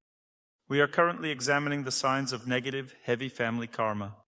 I want to emphasize once again that a person can be in pure goodness, attend the Good People Club, live a righteous life, and believe in God, yet still have negative family karma and a difficult fate in personal life. How does it manifest? The first sign is hyper-love, a strong desire to be in love. Such individuals actively seek someone to fall in love with. They search desperately, believing that simply matching horoscopes won't suffice. They need to fall in love. The urge to fall all in love is paramount. It doesn't matter with whom. Love is blind. You'll love even a goat. It doesn't matter with whom they fall in love. They must fall in love. They want to fall in love strongly. There's no other way for them. This signals heavy family karma. This means that the person will be alone. Let's now look further. There's another option. This option is called hyper-responsibility about personal life. Hyper-responsibility also signifies heavy family karma. But what does this entail? Essentially, it suggests that love should bring you pleasure in personal life. Everything is expected to be perfect. As a result, the person tends to scrutinize the opposite sex excessively. They are wary of flaws. Women fear the flaws in men, and men fear the flaws in women. For them, it's not about falling in love, it's about comfort and coziness in relationships. There's an expectation that everything should be perfectly harmonious between partners. This fear can lead to the point of madness. A man fears difficulties in personal life. He is also fearful of flaws in a woman's character. Simultaneously, he lacks earning potential, has lowered self-esteem regarding his abilities, and has a misguided understanding of what women truly expect from men. At the same time, there is a strong perception of women's flaws, prompting an immediate activation of brakes. The moment he notices flaws, he thinks, "That's it. This isn't the right person for me. Goodbye. Farewell. No need to continue. Bye, darling. Don't bother me." That's it. It's a very rigid style. You can meet someone, have a conversation, and everything seems fine, but then, unexpectedly, he slams on the brakes. It happens just like that, out of the blue. That's all there is to it. He can't explain. He simply concludes, "We're not compatible, that's all," after he spotted some flaw. For instance, a girl is waiting for a date and he arrives 5 minutes late without even noticing being late. That's it. "Goodbye, baby, goodbye. Don't bother me." This reflects a very rigid style. Why is that? Because she thinks, how can I possibly live with him? He doesn't understand the importance of being on time. That's it. You need to come to me on time. That's it. If he doesn't understand that, how will I be able to live with him? He is just an irresponsible person. That's all there is to it. He won't provide for me. And it goes on like this. Or when she says, "It's my birthday today," he responds with, "Well, congratulations, congratulations." And that's it. At the very least, I expect flowers. And actually, he should buy a gift, take me to the movies, and treat me to a meal at a restaurant. What is this? He should spend half his salary. It's my birthday today, after all. Such suffering arises from the thought, it's my birthday, and he didn't even pay attention. That's it. Love is gone. The romance has wilted like overripe tomatoes. It's a hypersensitivity to another person's flaws. If she's just interacting with different men, then his failure to congratulate her isn't such a big deal. But if I've chosen to be with this person, then everything changes. That's when the hyper-evaluation starts. It only takes one misstep for it to feel like a personal execution, leading to solitude and a lonely life. Women have fear of male nature, concerns about violence from men and harassment. They grapple with fears of having children, pregnancy, childbirth, and raising children. Alongside this, there are rising expectations for men, comfort, self-care, and male responsibility. There is also an aversion to the flaws in male character. All of these are very pronounced. A person tends to nitpick. Even the slightest mistake triggers an immediate break. This is what negative family karma means. At the root of this issue lies a fundamental misunderstanding of what family life truly is. Family life is an asceticism practice. Once you get married, start working on your character. When you get married, you must develop your partner. The essential principle in all of this should be, we'll go together. That means we're walking the same path, as comrades. The critical aspect here is identifying where we're going. If a person believes in God, seeks to improve themselves, is in pure goodness, and listens to lectures, then you like them a little bit, just a little bit. He has many character flaws. He is a good guy overall, but has many character flaws. Much work must be done. That's it. Think of it as taking gold out of the dirt. Keep washing it until it becomes clean. That's how you should view men. If you want someone perfect right away, understand that such people don't exist. At best, they're all already married. In the very best scenario, they're already in a monastery because they've already moved beyond this stage of life. It's time to come down from the clouds and face reality. In most cases, you'll get an underdeveloped man. Women, too, are most often capricious, irritable, lazy, and uninterested in doing chores. They force themselves to do chores like laundry or cooking. They do laundry, but with difficulty. They cook, but with difficulty. If you say something slightly off-key, that triggers an immediate negative reaction. That's the kind of person you'll get. Why? Because everyone is like this. All women now are underdeveloped. They are underdeveloped. An underdeveloped woman means capricious, one who doesn't want to care for others. An underdeveloped man doesn't want to work, is lazy, weak, and gets offended. This is approximately what modern society is like. People are mostly like this. The next common variant of bad family fate is irresponsibility regarding personal life. It stems from a deep unwillingness to make efforts in understanding the person you're meeting, combined with strong sexual desire, or a strong desire to escape loneliness. As a result, both men and women experience the same phenomenon. They meet and get married in 5 minutes. That means that a person can't be patient, they need everything faster, and therefore they fall into this illusion. This person is right for me, they're right for me, we're a perfect match, and they get married. And divorce after a week. I've seen such cases. People get married quickly after a week. That's it, they think they're not compatible. And divorce, first they were blind, then suddenly not compatible. Like in the song, my mother told me about deceptive love, but she wasted her words in vain. I covered my ears, I didn't listen to her. Oh, mother, mother, how right you were. Oh, mommy, I was sledding all day. I met Colin to my misfortune. Oh, mommy, why? So it's approximately like this. First we get married, then we start thinking. Women first jump into bed, then think. That means that men first get married, then think. Women first jump into bed, then think. And as a result, if a woman jumps into bed, the man immediately loses responsibility. A woman should kindle responsibility in a man. It's like throwing wood on fire. Imagine you put 5 matches in the fire, expecting a huge bonfire to immediately burst into flames. It doesn't work like that. You need to throw small matches first, then throw logs in there for the flame to grow into a big fire. Similarly, a woman should keep a man at a distance until he develops more and more responsibility towards her. Eventually he says, "That's it, I want to marry you." That means you need to kindle responsibility in a man, throw small chips into the fire, care for the man on one hand, but keep him at a distance on the other. Smile, take care, but don't let him get too close. That's the tactics for women. It means having a strong female sense of self-esteem, very strong, and he thinks, wow, starts pursuing. There's something worth fighting for. But if she jumps into bed right away, there's nothing to fight for. That's it. He loses interest in taking responsibility. Or at best, it leads to cohabitation. Or an accidental pregnancy occurs. That means the child has to be born from an unplanned pregnancy, so to speak. Well, okay, you got pregnant, let's get married then. What else can we do? Well, let's get married. And then we live together afterwards. Men are unwilling to register relationships. Women get attached to men quickly. They rush into bed quickly. Men then behave very immaturely. Especially those who most often don't control their sexual desire. And if a man, let's say, is tired of being alone, he needs a mommy figure, quick acquaintance, quick sexual intimacy, then humiliation follows. She says, "Don't get on my nerves." He becomes dependent on her. Why? Because he's strongly dependent on the woman, wants the woman to be near, and she starts nagging him, torturing him, and wrapping him around her finger. Eventually she leaves him, this underdeveloped man of hers. A developed man means one who is capable of being patient. He will still long for female nature, he will, but he needs to learn to be patient. A developed man is capable of being patient. He has no such terrible dependency on female nature. Then a man can be happy in family life. There is another type of loneliness. It stems from difficult fate associated with planets.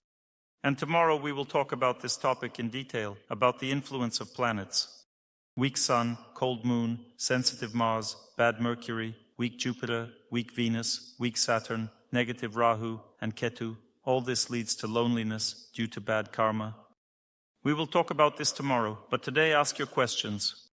Thank you very much, Dr. Torsunov. Then a question from St. Petersburg. It seems everyone's feeling unhappy after the lecture. Everyone has drifted away into childhood dreams. Dr. Torsunov is so bad. He told everything about us. We're all so miserable. Well, if we need to drift into childhood dreams, so be it.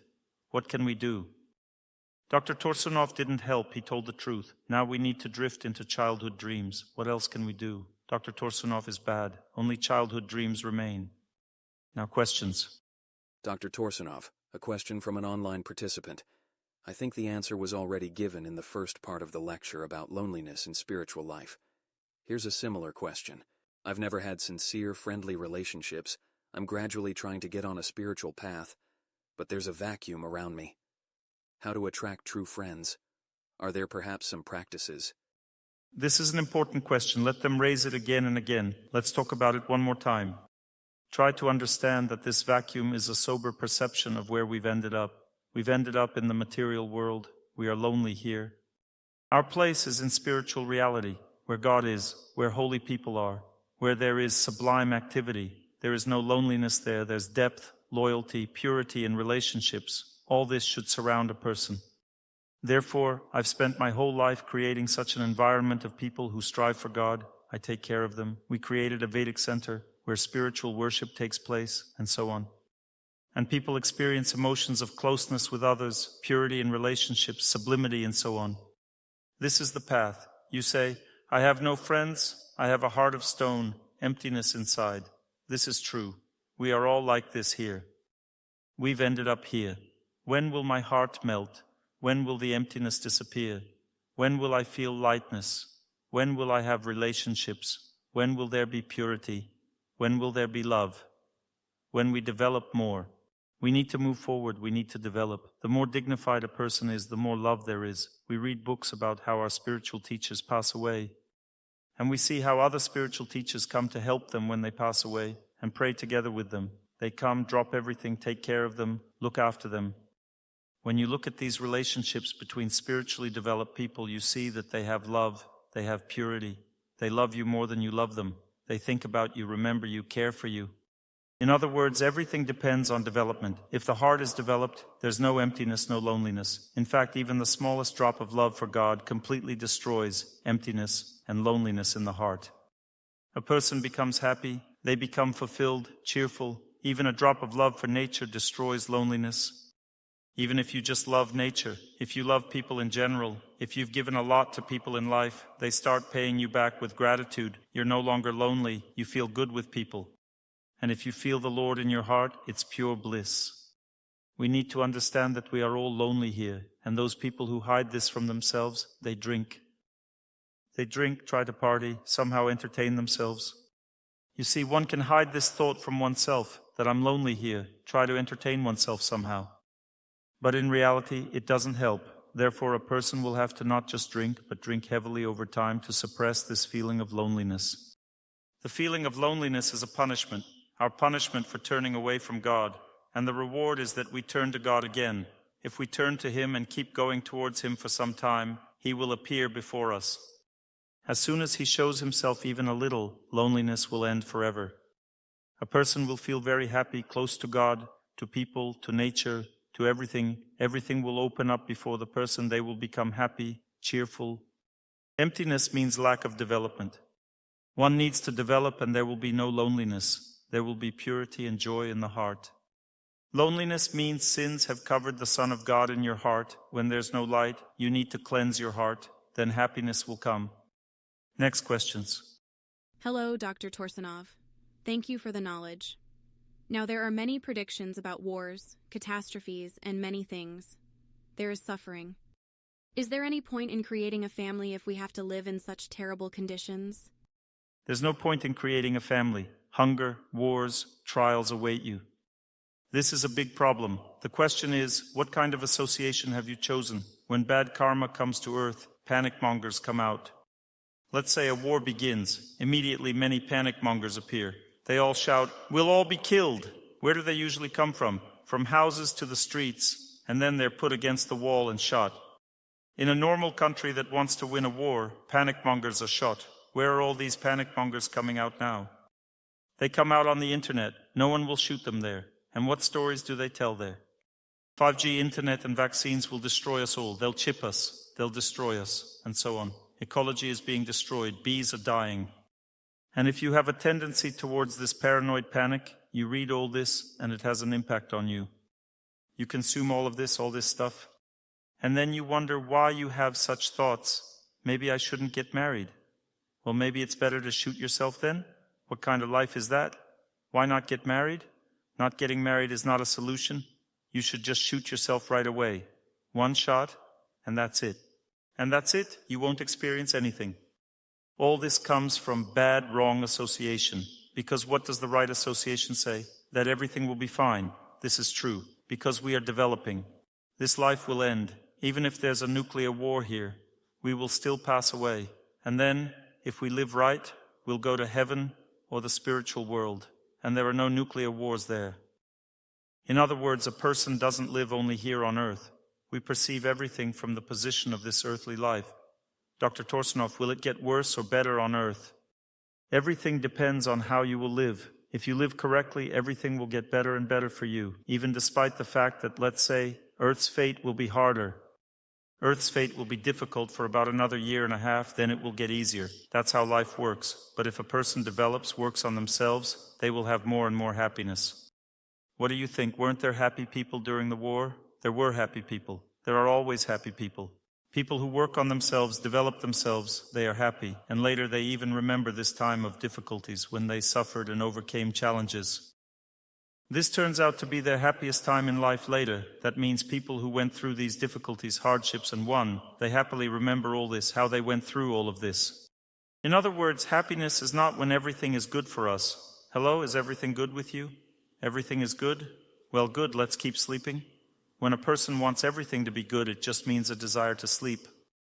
You must get married while you're not too old because it will be difficult to give birth later. While you're young, you need to get married, create families, have children, while girls are young, so that everything happens at the right time. It's like an apple. While it's green, nobody needs it, and then it starts to rot, and nobody needs it either. When should you pick an apple? When it's ripe. Ripe and beautiful, that's the right time. No, we can't pick the apple when it's ripe because it's a bad period. There's coronavirus and wars around. Let it rot. Let's wait a bit. Let it become rotten, and then we'll get married. You need to get married at a young age, have children, so that children are healthy. That's how you should think. And whatever is happening in the world, it's not terrible. People got married during war too, and it was fine. They lived normally. That's how you should think. The main problem with your incorrect thinking is your association. This is another cause of loneliness, wrong association. You listen to all kinds of nonsense on the internet. Stop visiting these sites, these places where they scare you. Stop doing this. You're destroying your life. Because when you absorb all this information about everything being bad and getting worse, you destroy your faith in God. Because things will truly get worse for those who believe in this. And for those who believe things will get better, they will get better. Try to listen to and perceive the best in this world, and don't let your consciousness touch the worst. And then you won't need to answer these questions. Where did this question come from? Whether to start a family or not, if everything is bad. You've listened to and read too much garbage. Let's say a person comes to a doctor and says, Dr. Torsunov, I have complaints. I say, what complaints? My breath smells like garbage. But if you've consumed garbage, your breath will smell like garbage. Stop consuming garbage. Now here's your question. Dr. Torsunov, I have garbage in my head and that's why I can't get married because I'm afraid of what will happen next. How to live, how to raise children. I've absorbed garbage and that's it. Now I can't get married. So let the garbage out of your head. Go to a temple, pray to God, and communicate with dignified people. When you remove this garbage from your head, you'll be able to get married. That's all. So what's the prescription for a person who thinks like this? The prescription is don't consume garbage. Just don't consume garbage anymore. If you don't eat it, your breath won't stink. That's all. This is the only treatment. There is no other treatment.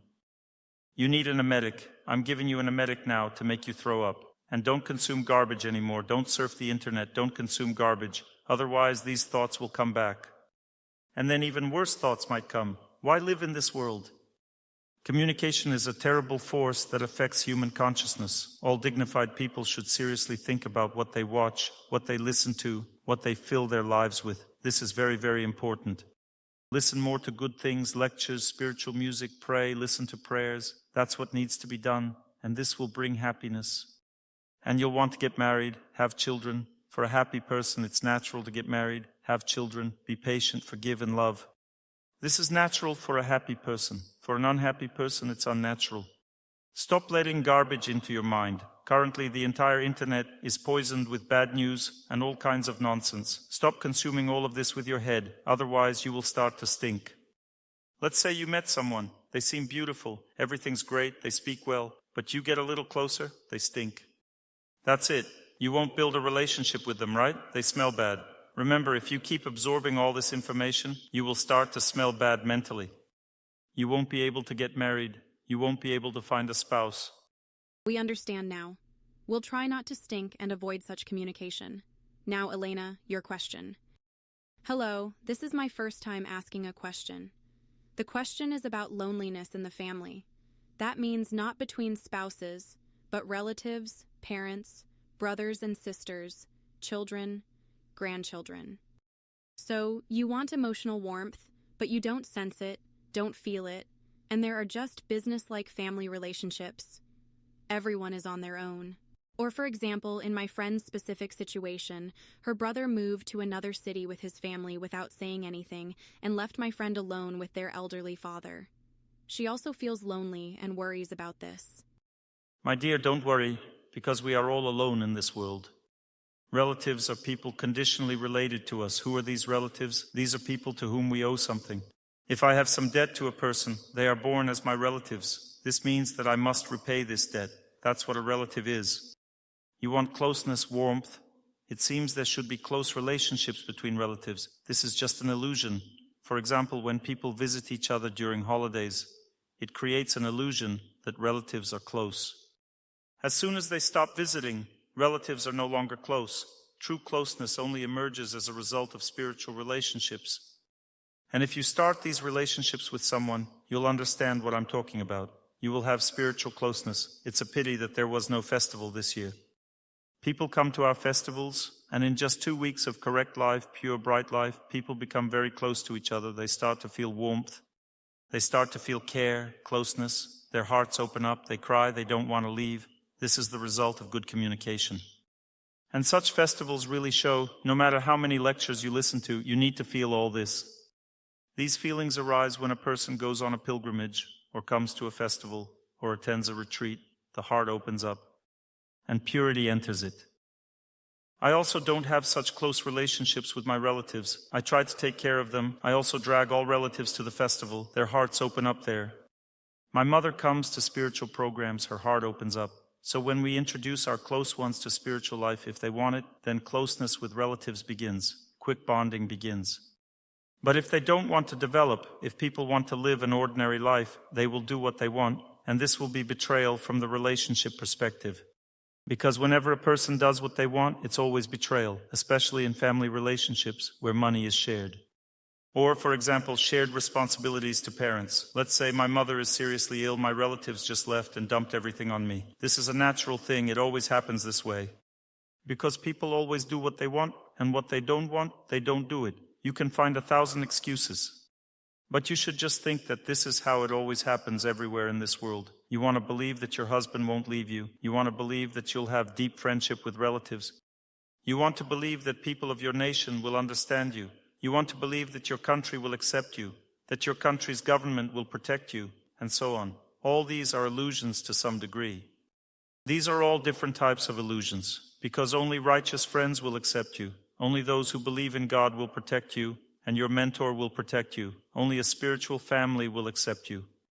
Everything else, it exists to some degree, and at the same time it doesn't exist to some degree. Some people have good family karma. For example, in the East, people are often born with good family karma and very deep family traditions. People fulfill their family duties. I've seen this in India, Georgia, and some other Eastern countries, and it brings real happiness. But this means that they were born this way. This is their culture. They were born this way because they deserve it. And in other countries, they don't deserve it. The more Western the culture, the fewer family values. For example, in America, family values have completely degraded. There, people even live together as if they're not together. I've often seen this. In India, for instance, this is very rare. It can happen, but it's very rarely seen. But in America, it's everywhere. And in Europe, too. In Russia, it's somewhere in the middle. That means the less spirituality in a country, the more superficial family relationships are. The more civilized the country, the less depth in family relationships. I heard people complaining about Germany, that to visit your mother, you need to schedule a time and come with your own food. This means the destruction of family ties. This is all a result of life without God, the result of incorrect culture. Because any correct culture, even Eastern, is built on God's commandments. Take, for example, Muslim culture. It's all based on God's commandments, and these commandments proclaim family values. They say, you have no right to leave a relative in trouble. You have no right to abandon your wife, no right to abandon children, no right to refuse relatives if they need something. Share with your relatives, the Quran says. But people don't live by commandments now, so they do whatever they want. Don't be surprised by this. Don't take offense. Don't get angry. You need to accept it. That's life. Don't count on family relationships. Be careful. Don't rely on them. Otherwise, you'll run into strong suffering, into a serious trap. Thank you very much. Thank you very much, Dr. Torsunov. Another case is when a stranger takes care of someone until death. Just a stranger, a person in pure goodness, takes care of an unknown person until death. I've seen this thousands of times. And the person is grateful. My wife is like that. She moved in with an old lady and old man. They were elderly, couldn't walk anymore. And she lived with them in Moscow because she had no money to rent an apartment. She stayed with them for free, but she took care of them. She enjoyed taking care of them. And she first accompanied the old man until his death. Then the old lady also couldn't walk, and she took care of her. That's all. Such people also exist. It's not that everyone abandons others. On the contrary, there are those who care, even for strangers. Think more about this. Think about this. Otherwise, your heart will be full of splinters.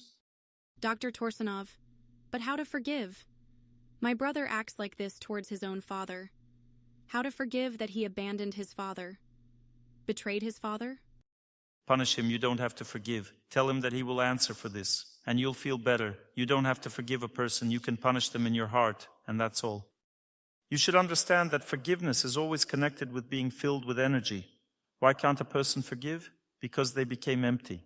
You're connected by threads with relatives. He acted this way. He tore a piece out of your heart. How to fill it? With God. Pray and communicate with good people.